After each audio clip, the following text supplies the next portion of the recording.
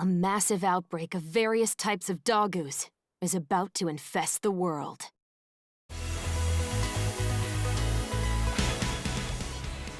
Neptunia Riders vs. Dogoos is the latest game in the Neptunia Dimension game series. Game series I typically don't play, so when this game came up in the list of newly released games, I didn't pay much mind to it. I am aware of the Neptunia Dimension game series, and I know a couple people who have tried to convince me to play them, but I'm not that much of a fan of JRPG games, so beyond trying those games, I never really got into them. However, I couldn't help myself from getting interested when I saw the Versus Dogoos part of this game title. I had no idea what Dogoos were, or where they come from, or even if they're normal for the Neptunia Dimension games.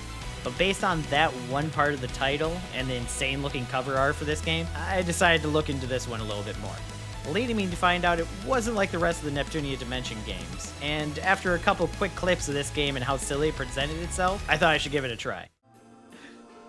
Dogoo? I can say this is one of the first games I have played with this kind of gameplay style, and I found the gameplay to be very fun as a result. You control a motorcycle with the objective of collecting more Dogoos than your opponent. The Dogoos are collected whenever they touch the inside of a ring surrounding your motorcycle. By drifting, you can increase the range of the circle, allowing you to collect more Dogoos. Once collected, the Dogoos will float around you, merging into a giant ball of the various Dogoos you've rounded up. In the lower left of the screen, you can see how many you've collected and how many you have left to go, while in the lower right, you'll see your opponent's Dogoo count, as well as how many they have left to collect. Whoever is first to collect the specified amount of Dogoos will be the winner. There are ways you can throw your enemies off balance and cause them to lose their Dogoos. This can be done with close-up melee attacks or long-range missile attacks.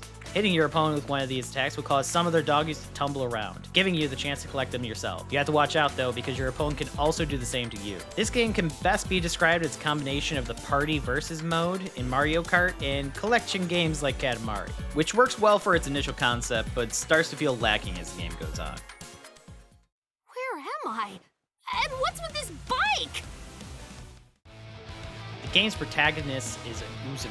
You start the game playing as her as you find herself riding a motorcycle through the wonderful world of Dogoos. She has forgotten why she is there and has no idea why she's so madly in love with Dogoos. She eventually teams up with other staple characters in the Neptunia game series such as Neptune, Noir, Blanc, and Vert. Veterans of the Neptunia Dimension game series, these characters are no surprise. But as someone jumping into this single game, there isn't enough story or character to tell anything about these characters really.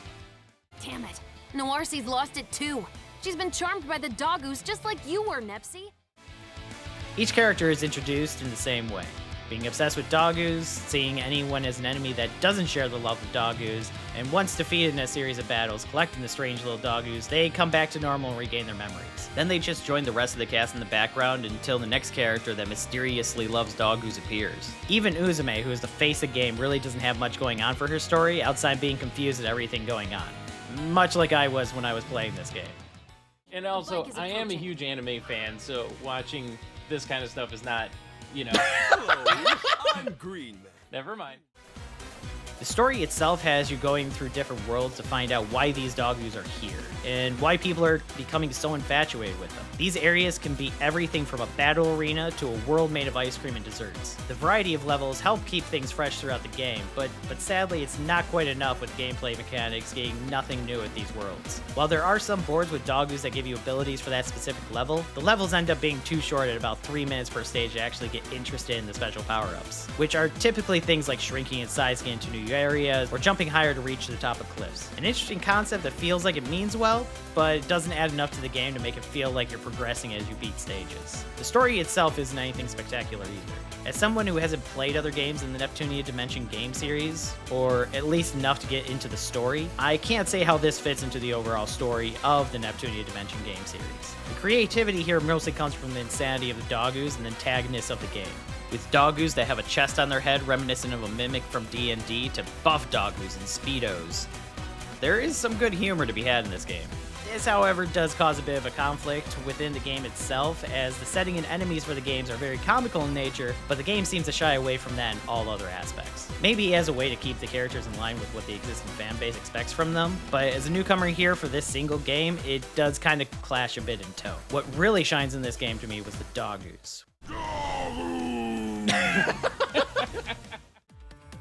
These little adorable slime creatures with simple dog faces are some of the funniest things the game has to offer. Coming in a variety of flavors, there is a Dogoo for nearly every kind of cliche or trope you can think of. While a lot of the Dogoos can be found across all boards, there are some that are specific to certain boards in the game, which brings in the Dogoo Encyclopedia, which allows you to track which Dogoos you have collected.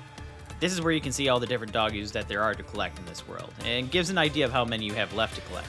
But sadly, it doesn't act as a guide for finding the Dogoos that are missing, only leaving a blank spot on the list telling you that you're missing a Dogoo still to find somewhere in the game. Which for people looking to get more out of this game, you might want to do that, as the story itself can be beat in only a couple hours. For a game that costs $40 in the US, it sure doesn't feel like it should be, which isn't helped by the fact the game looks like it came from the PS3 era of 3D anime games. It has the same generic style and looks like the cash grab indie games that flood the video game marketplace, which is amplified by the animation when the characters change poses. Instead of a smooth transition, they just snap into place, almost to a comical effect. Everyone, Oh. look over there. Oh, is that? Oh, is that? Snap into place. The game feels like it was never meant to be released as a full title in the series. Maybe if it was a $20 at release, it would be a lot easier to forgive its indie budget look, but from a game studio like Idea Factory that's been around for as long as they have, it's kind of a letdown. Overall, there are some things I like about this game, and I did have fun with it. Most of the fun came at laughing at the absurdity of the game, but I would be lying if I didn't mention I did have some enjoyment with it. The game mechanics are fun, but without any expansion or changes to the formula as you progress throughout the game, it does make the game feel repetitive and a bit stale by the end. The Dogoos and dialogue do bring a lighthearted and comedic tone to the game, and somehow the lack of animation does add to the comedic fact, albeit I'm willing to bet that's more of a side effect of the game's seemingly cheap budget than an intentional outcome. And while the world does offer a collection of different places to explore and Dogoos to collect, by the end of the game, even that starts to wear thin. All right, then we're good. Now, let's wrap it up for today, guys. If the gameplay of Neptunia Riders vs. Dogoos intrigues you, you might have some fun with the game, but be aware of how short the game can be and how repetitive that short time is. The game has some good things going for it, and I would like to see this explored more in the future with some expansion, but this game as it stands just doesn't stick the landing, and it feels like it just needed a little bit more time and creativity behind its initial concept, just leading to a game that starts off fun, but quickly runs out of road and goes straight off a cliff. Overall, with that all in mind, I give this game a 2 out of 5. But in the comments, let us know what your experience was with this game and what other games you think we should check out. Also, if you're interested, you can check out the full playthrough of this game right here on the Bickering Nerds YouTube channel. Until next time, this has been Brad with the Bickering Nerds. Oh my god, what is over there? Oh, wow. That's what Brad wishes all mimics look like. Oh god.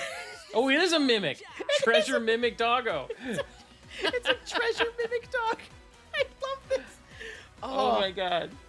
Okay, so to everybody that gave this game a bad score, first off, I get it. Second off, what is wrong with you? How dare you? How dare you? How dare you? Oh my god.